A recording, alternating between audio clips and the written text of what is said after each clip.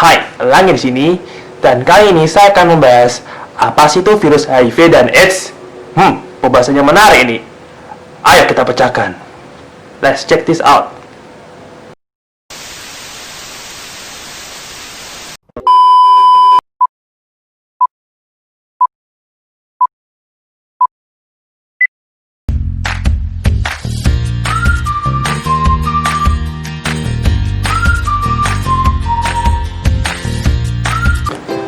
Oke, kali ini saya akan membahasnya secara singkat, jelas, dan padat.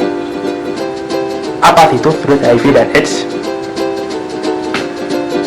HIV itu nama virusnya, sedangkan AIDS yaitu nama diagnosisnya. Setelah virus HIV berhasil melemahkan sistem imun seseorang, dengan kata lain, AIDS adalah kumpulan gejala penyakit menyerang tubuh saat sistem kekebalan tubuh manusia atau imun berhasil dikalahkan oleh HIV. Apa aja sih kumpulan penyakit-penyakitnya? Yang pertama ada diare, kedua ada jamur di mulut, ketiga TB, keempat ruam-ruam gatal di mulut, di kulit maksud saya ruam-ruam di gatal kulit, kelima batuk, keenam flu, ketujuh herpes, yang terakhir dan lain-lain. Kalau nggak jelas, saya akan kasih ceritanya di sini.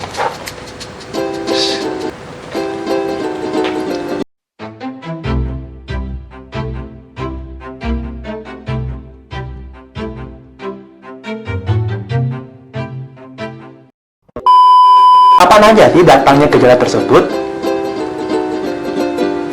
Pertanyaan menarik. Gejala-gejala penyakit ini bisa saja datang bersamaan seiring melemahnya daya tahan tubuh kita. Ketika virus atau bakteri yang masuk ke dalam tubuh akan sangat mudah dan bisa berkembang. Kondisi ini tentu akan semakin lemah buat tubuh kita. Nafsu makan semakin berkurang, berat badan akan semakin menurun. Jika tidak mendapatkan pertolongan, akan jauh lebih buruk kondisi tubuh orang tersebut.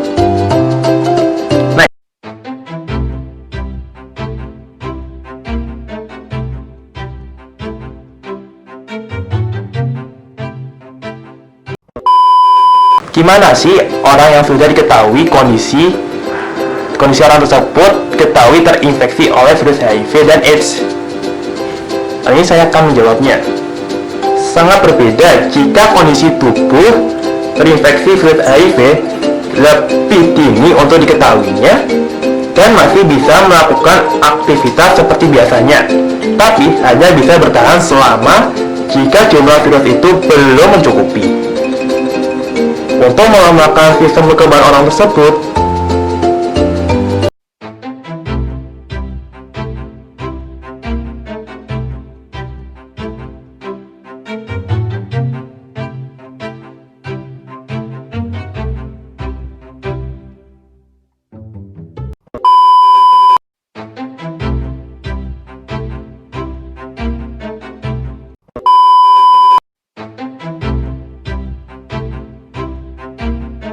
Pengobatan akan lebih mudah dilakukan untuk pengecekan kondisi orang tersebut dengan tetapi ARV. Fungsi ARV sebagai menekan perkembangan jumlah virus HIV di dalam tubuh.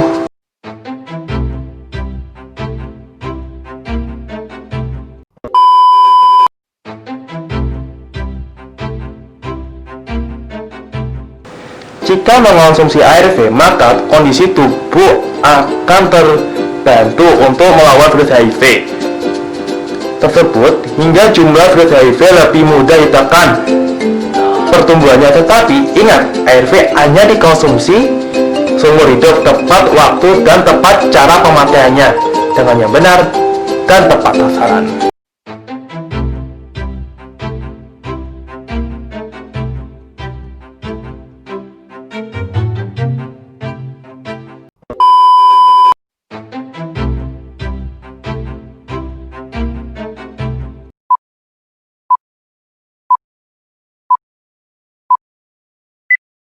Oke, kita lanjutkan ya.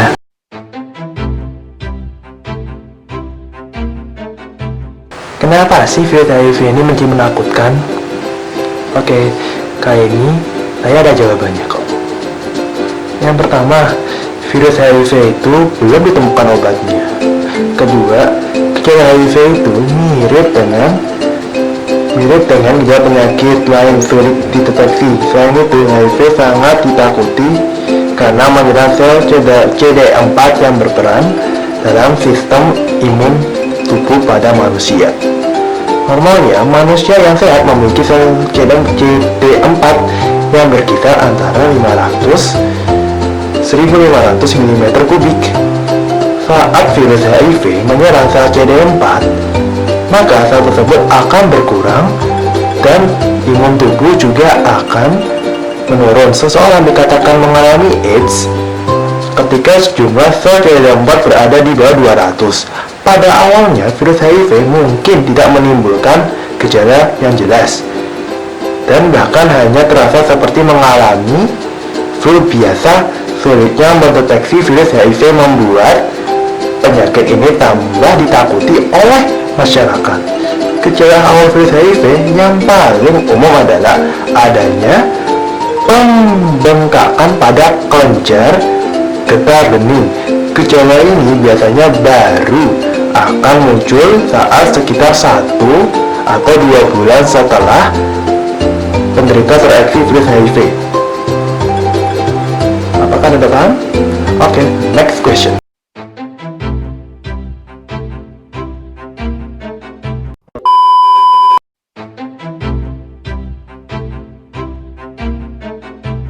Apa aja sih tipe-tipe HIV AIDS? Apa aja sih tipe-tipe HIV maksud saya? Virus HIV terbagi menjadi 2 tipe utama, yaitu HIV 1 dan HIV 2. Masing-masing tipe terbagi lagi menjadi beberapa subtipe. Pada banyak kasus infeksi HIV disebabkan oleh HIV 1 dengan perkiraan 90% diantaranya adalah HIV 1 subtipe M. Sedangkan HIV 2 diketahui hanya menyerang sebagian kecil individu, terutama di Afrika Barat. Infeksi HIV dapat disebabkan oleh lebih dari 1 subtipe virus, terutama bila seseorang tertular lebih dari 1 orang.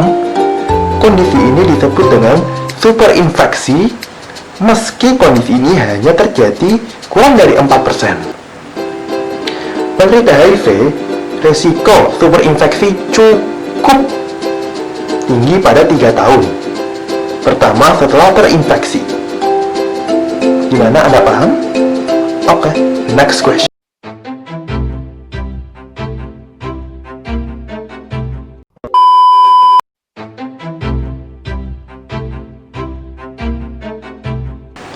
Gimana sih perkembangan HIV/AIDS di Indonesia?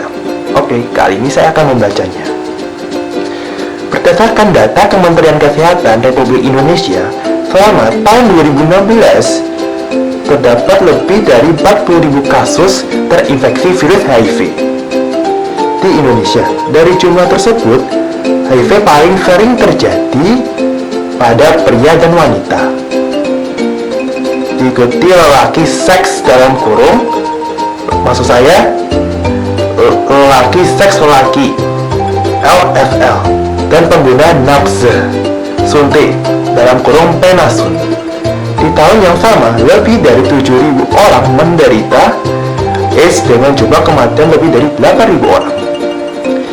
Data terakhir dari Kemenkes RI menunjukkan pada rentang Januari hingga Maret 2017 saja sudah tercatat dari 10.000 laporan infeksi HIV dan tidak kurang dari 650 kasus AIDS di Indonesia. Oke, next question.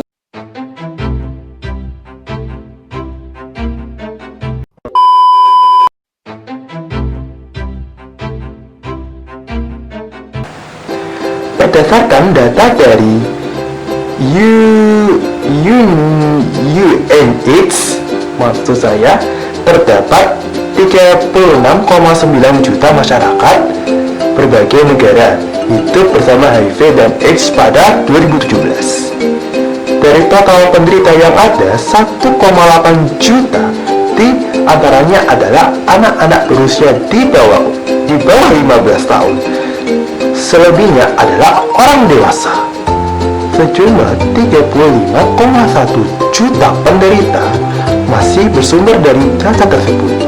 Penderita HIV/AIDS lebih banyak diderita oleh kaum wanita, yakni sebanyak 18,2 juta penderita, sementara laki-laki sebanyak 16,9 juta penderita. Sayangnya, 25% di antaranya, sekitar 9,9 juta penderita, tidak mengetahui bahwa mereka terserang HIV atau bahkan mengidap AIDS.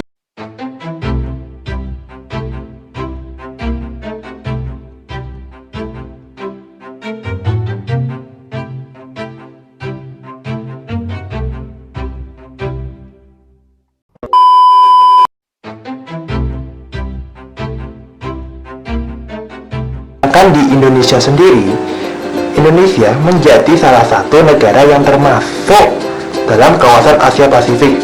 Kawasan ini menduduki peringkat ketiga sebagai wilayah dengan pengidap HIV/AIDS terbanyak di seluruh dunia dengan total penderita sebanyak 5,2 juta jiwa. Indonesia menyumbang angka 620.000 dari total 5,2 juta jiwa di Asia Pasifik yang terjangkit HIV/AIDS. Jika dikelompokkan berdasarkan latar belakangnya, penderita HIV/AIDS datang dari kalangan pekerja seks komersial dengan persentase 5,3%, homoseksual 25,8%, pengguna narkoba suntik 28,76%, transgender 28,8%, dan mereka yang ada di tahanan dengan persentase 2,6%. Penderita HIV/AIDS terbanyak terdapat di kawasan Afrika Timur dan Selatan dengan mencapai 19,6 juta. Penderita selanjutnya di posisi kedua adalah kawasan Afrika Barat dan Tengah dengan angka 6,1 juta pengidap.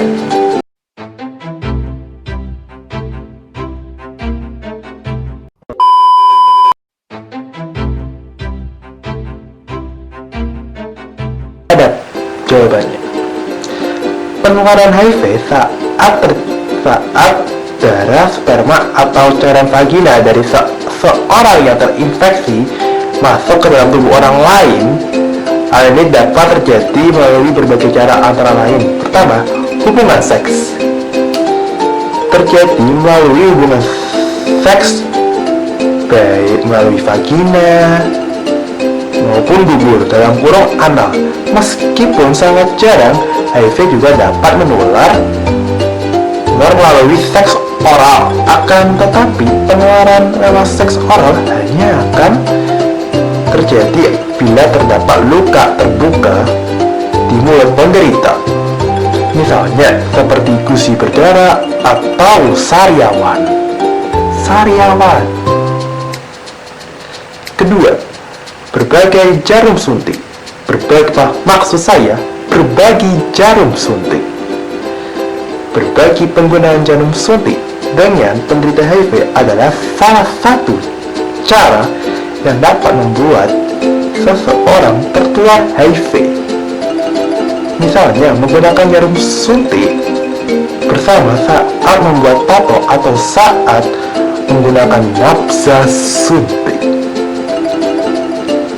Ketiga, transfusi darah. Penularan HIV dapat terjadi saat seseorang menerima donor darah dari penderita HIV.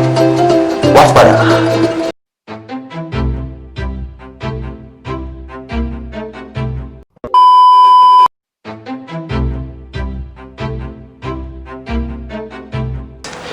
HIV bisa menginfeksi semua orang dari segala usia, akan tetapi resiko tertular HIV lebih tinggi pada pria yang tidak disunat, baik pria heteroseksual atau lelaki seks lelaki. Resiko tertular HIV juga lebih tinggi pada individu dengan sejumlah faktor, diantaranya hubungan seks tanpa menggunakan kondom atau alat kontrasepsi. Risiko penularan akan lebih tinggi melalui seks anal dan hubungan seks dengan berganti pasangan tanpa menggunakan kondom. Kedua, menderita infeksi menular seksual. Sebagian besar infeksi menular seksual menyebabkan luka terbuka di kelamin penderita sehingga meningkatkan resiko tertularnya HIV. Ketiga, berbagi suntikan penggunaan nafsa. Suntik umumnya berbagi jarum suntik dalam menggunakan narkoba.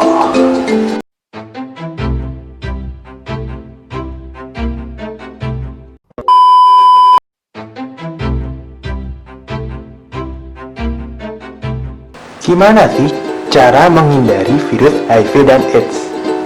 Oke, kali ini saya akan menjawabnya. Yang pertama, hindari seks bebas. Kedua, jangan gunakan jarum suntik secara bergantian. Ketiga, menggunakan kondom saat melakukan hubungan suami istri atau hubungan intim dengan pasangan Anda. Keempat, perhatikan luka yang terbuka. Kelima, lakukan vaksin. Kenapa? Pencegahan HIV yang kelima adalah melakukan vaksin hepatitis A dan hepatitis B serta melakukan tes secara teratur sangat baik untuk melindungi dari HIV. Keenam, pre-exposure prophylaxis, disingkat PrEP, merupakan metode pencegahan HIV dengan cara mengonsumsi antiretroviral bagi mereka yang beresiko tinggi tertular HIV, yaitu mereka yang memiliki lebih dari satu pasangan seksual memiliki pasangan dengan HIV positif menggunakan jarum suntik yang beresiko dalam 6 bulan terakhir, atau mereka yang sering berhubungan seksual tanpa pengamanan.